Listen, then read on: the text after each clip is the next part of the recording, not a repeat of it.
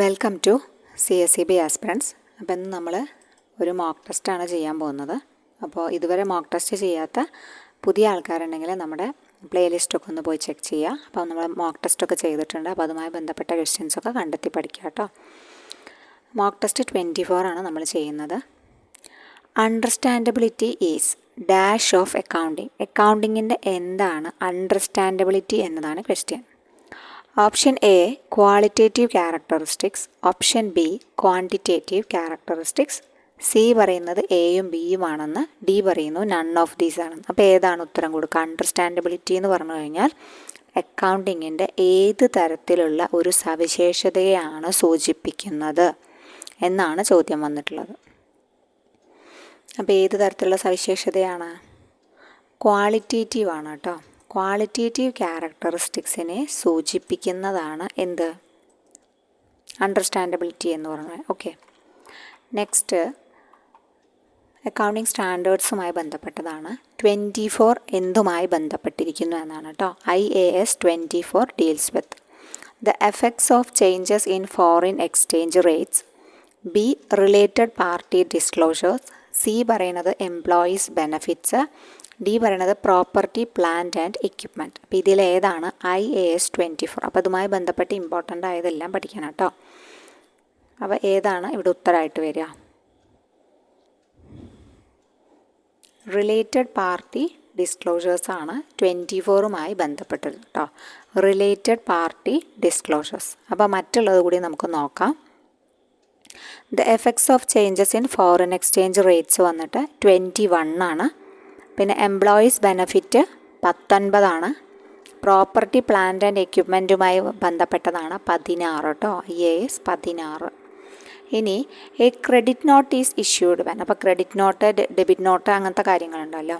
പിന്നെ നമ്മുടെ സബ്സിഡിയറി ലെഡ്ജേഴ്സുമായി ബന്ധപ്പെട്ട കാര്യങ്ങൾ, പിന്നെ അങ്ങനത്തെ ക്വസ്റ്റ്യൻസ്, അതുപോലെ ജേണൽ പ്രോപ്പർ അങ്ങനത്തെ കാര്യങ്ങളൊക്കെ കംപ്ലീറ്റ് ആയിട്ട് നോക്കിയിട്ട് പോകണം. അന്നൊക്കെ ക്വസ്റ്റ്യൻസ് ധാരാളമായി കാണാറുണ്ട്. ഇതൊക്കെ PYQ തന്നെയാണ്. Credit note is issued when. എപ്പോഴാണ് ക്രെഡിറ്റ് നോട്ട് ഇഷ്യൂ ചെയ്യുന്നത്? ഒരു കസ്റ്റമർ പേയ്സ് ഇൻ അഡ്വാൻസ് ആയാണോ, goods are returned by the customer ആണോ, cash is received from a customer ആണോ, goods are sold on credit ആണോ? ഏത് സമയത്താണ് ഒരു ക്രെഡിറ്റ് നോട്ട് ഇഷ്യൂ ചെയ്യുന്നത് എന്നാണ് ക്വസ്റ്റ്യൻ വന്നിട്ടുള്ളത്. അപ്പോൾ എപ്പോഴാണ്? ഗുഡ്സ് കൊടുത്തിട്ട് റിട്ടേൺ ചെയ്യും അല്ലേ, കസ്റ്റമർ റിട്ടേൺ ചെയ്യുമ്പോഴാണ് എന്തു വരിക? ക്രെഡിറ്റ് നോട്ട് ഇഷ്യൂ ചെയ്യുക കേട്ടോ. Goods are returned by the customer ആകുമ്പോഴാണ് എന്ത് ഇഷ്യൂ ചെയ്യാറ്? ക്രെഡിറ്റ് നോട്ട് ഇഷ്യൂ ചെയ്യാറ്. Okay. The word assets derived ചെയ്തത് ഏത് ഭാഷയിൽ നിന്നാണെന്നാണ്. അസറ്റ്സ് എന്ന് പറഞ്ഞാൽ Z വരുന്ന സംഭവം, വിച്ച് ഇൻ ടേൺ അതിൻ്റെ മീനിങ് എന്ന് പറഞ്ഞാൽ ഇനഫ് അല്ലെങ്കിൽ സഫീഷ്യൻറ്റ് എന്നൊക്കെ അർത്ഥം വരുന്നതാണ്. അത് ഏത് ഭാഷയിൽ നിന്നാണെന്നാണ്. ഫ്രഞ്ച് ആണോ, അറബിക് ആണോ, ലാറ്റിൻ ആണോ, ഡച്ച് ആണോ? ഫ്രഞ്ച് പദമാണ് കേട്ടോ. ഫ്രഞ്ച് പദമാണ് ഈ ഒരു അസറ്റ്സ് എന്നുള്ളത്. അതിൻ്റെ അർത്ഥമാണ് ഇനഫ്, സഫീഷ്യൻറ്റ് എന്നൊക്കെ ഉള്ളത് കേട്ടോ. അതിൽ നിന്നാണ് അസറ്റ്സ് എന്ന വാക്ക് ഡിറൈവ് ചെയ്തിട്ടുള്ളത്. ഫ്രഞ്ച് പദമാണെന്ന് ഓർക്കാം. Which of the following is not a profitability ratio അല്ലാത്തത് ഏതെന്നാണ് ചോദിച്ചിട്ടുള്ളത്. പ്രോഫിറ്റബിലിറ്റി റേഷ്യോ അല്ലാത്തത്: profit margin ratio, return on assets ratio, net profit margin ratio, dividend coverage ratio. ഇതിലേതാണ് പ്രോഫിറ്റബിലിറ്റി റേഷ്യോസ് അല്ലാത്തതാണ് ചോദിച്ചിട്ടുള്ളത് കേട്ടോ. അപ്പോൾ ഇവിടെ കവറേജ് റേഷ്യോസ് ആണ്. അതായത് ഡിവിഡൻഡ് കവറേജ് റേഷ്യോ എന്ന് പറഞ്ഞു കഴിഞ്ഞാൽ അതൊരു കവറേജ് റേഷ്യോ ആണ്. അപ്പോൾ അതുകൊണ്ട് ഇവിടെ വ്യത്യസ്തമായി നിൽക്കുന്നത് എന്താണ്? ഡിവിഡൻഡ് കവറേജ് റേഷ്യോ ആണ്. And assets that has a limited life span, ചെറിയൊരു ലൈഫ് സ്പാൻ മാത്രമേ ഉള്ളൂ. And irreversibly decline in the value over time, കുറഞ്ഞുകൊണ്ടിരിക്കുന്ന വാല്യൂ. അപ്പോൾ അങ്ങനത്തെ അസറ്റ്സ് ഏതാണെന്നാണ് ചോദിച്ചിട്ടുള്ളത് കേട്ടോ. ഓപ്ഷൻ കൊടുത്തിട്ടുണ്ട്: floating asset, wasting asset, fictitious asset, current asset എന്നിവ. അപ്പോൾ ലിമിറ്റഡ് ലൈഫ് സ്പാൻ ഉള്ളതും irreversibly declines in value over time ആയ അസറ്റ് ഏതാണ്? വാസ്റ്റിംഗ് അസറ്റാണ് അല്ലേ. വാസ്റ്റിംഗ് അസറ്റാണ് അങ്ങനെയുള്ളത്. അപ്പോൾ ഫ്ലോട്ടിംഗ് അസറ്റ് എന്ന് പറഞ്ഞിട്ടൊരു സംഭവം അക്കൗണ്ടൻസിയിൽ നമുക്ക് പഠിക്കുന്നില്ല. സ്റ്റാൻഡേർഡ് അക്കൗണ്ടിങ് ടേം അല്ല. Wasting asset standard accounting term ആണ്. അസറ്റ് ഡിക്ലൈൻ ചെയ്യുന്നു in the value over time due to usage. എടുത്തു കഴിഞ്ഞാൽ കഴിഞ്ഞു പോകും അല്ലേ. ഡിപ്ലീഷനും പാസേജ് ഓഫ് ടൈമും നാച്ചുറൽ റിസോഴ്സസ് ആണ് കൂടുതലും. അപ്പോൾ അതാണ് വാസ്റ്റിംഗ് അസറ്റ് എന്ന് പറഞ്ഞാൽ നമ്മൾ ഉപയോഗിക്കും തോറും അത് ഡിക്ലൈൻ കുറഞ്ഞുകൊണ്ട് വരും. മൈൻസ് ആയിക്കോട്ടെ, ഓയിൽ വെൽസ് ആയിക്കോട്ടെ, ടിമ്പർ ലാൻഡ്സ്, അങ്ങനത്തെ സംഭവങ്ങളൊക്കെയാണ് പറയുന്നത് വാസ്റ്റിംഗ് അസറ്റ്സ് ആയിട്ട്. ഫിക്റ്റീഷ്യസ് അസറ്റ് നിങ്ങൾക്കറിയാം, റിയൽ അസറ്റ് തൊട്ട് നോക്കാനൊന്നും പറ്റില്ല, പക്ഷേ അസറ്റ്സ് തന്നെയാണ്, വാല്യൂ ഉണ്ട്. എക്സ്പെൻസസ് റിട്ടേൺ ഓഫ് ചെയ്യുന്നത് represents expenses not written off, എഴുതി തള്ളാനാവാത്ത ചിലവുകൾ, അങ്ങനത്തേനാണ് ഫിക്റ്റീഷ്യസ് അസറ്റ്. പ്രിലിമിനറി എക്സ്പെൻസസ് അല്ലെങ്കിൽ പ്രൊമോഷണൽ കോസ്റ്റ്, അങ്ങനത്തെ കാര്യങ്ങളൊക്കെയാണ് ഫിക്റ്റീഷ്യസ് അസറ്റിൻ്റെ കാറ്റഗറിയിൽ വരുന്നത്. കറണ്ട് അസറ്റ് നിങ്ങൾക്കറിയാം, കൺവേർട്ടബിൾ ആയ സംഭവമാണ് അസറ്റ്സ് അല്ലേ. വിത്തിൻ 1 ഇയറിൻ്റെ ഉള്ളിൽ നമുക്ക് പെട്ടെന്ന് തന്നെ അസറ്റ്സ് കൺവേർട്ട് ചെയ്യാൻ പറ്റുന്ന, ലിക്വിഡ് ക്യാഷ് ആയിട്ട് കൺവേർട്ട് ചെയ്യാൻ പറ്റുന്നതാണ് കറണ്ട് അസറ്റ്സ്. വിത്തിൻ 1 ഇയർ എന്ന് പ്രത്യേകം നോട്ട് ചെയ്യുക. ഇൻവെൻട്രി, അക്കൗണ്ട്സ് റിസീവബിളൊക്കെ ആ ഒരു കാറ്റഗറിയിൽ വരുന്നതാണ്. അപ്പോൾ ഇവിടെ ഉത്തരമായിട്ട് വരുന്നത് വാസ്റ്റിംഗ് അസറ്റാണ്. അടുത്തത്, goods returned by the customer should be debited to which of the following account. Okay, goods returned by the customer, goods returned by the customer should be debited to which of the following. ഏത് അക്കൗണ്ടിലാണ് goods returned by the customer? നേരത്തെ നമ്മൾ എന്താ പറഞ്ഞത്? അടുത്ത് നമ്മൾ കണ്ടില്ലേ ഒരു പദം, goods returned by the customer. Goods returned by the customer credit നോട്ടാണ് ഇവിടെ പറയുന്നത്. കണ്ടോ, credit note is issued when goods returned by the customer. അതന്നെ വേറൊരു രീതിയിൽ ചോദിച്ചതാണെന്ത്? Goods returned by the customer should be debit ചെയ്യേണ്ടത് എവിടെയാണ്? Debited to which of the following account എന്നാണ് ചോദിച്ചിട്ടുള്ളത്. അപ്പോൾ ഏതിലാണ് ഡെബിറ്റ് ചെയ്യുക? റിട്ടേൺ ഇൻവാർഡ് ബുക്ക് അല്ലേ, റിട്ടേൺ ഇൻവാർഡ് ബുക്കിലാണ് അത്.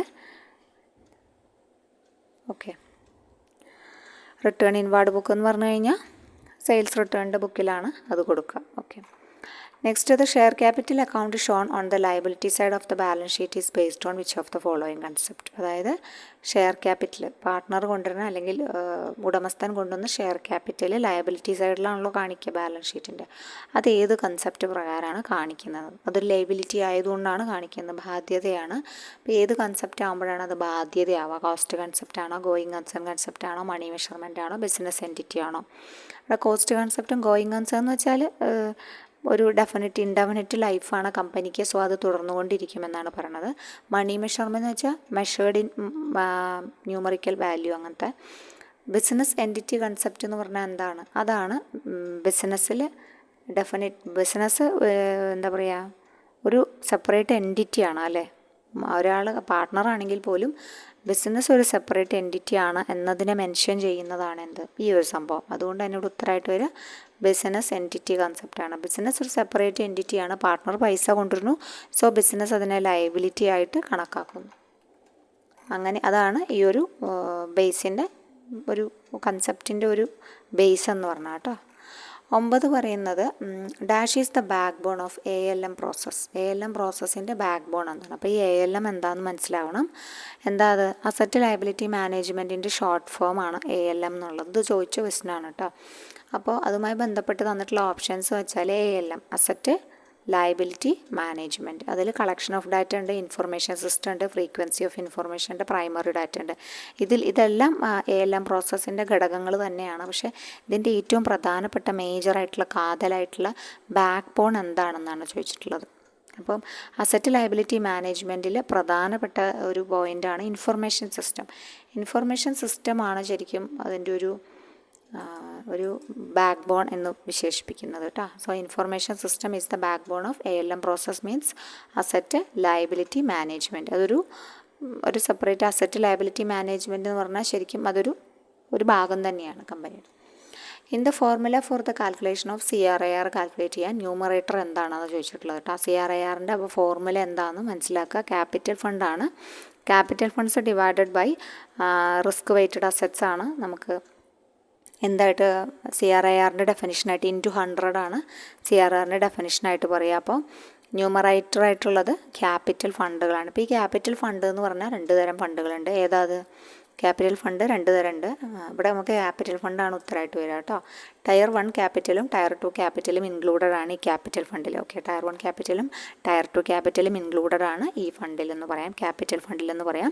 അപ്പോൾ CRARൻ്റെ ഇക്വേഷൻ നോക്കുകയാണെങ്കിൽ capital funds divided by risk weighted assets into 100 ആണ് വരിക.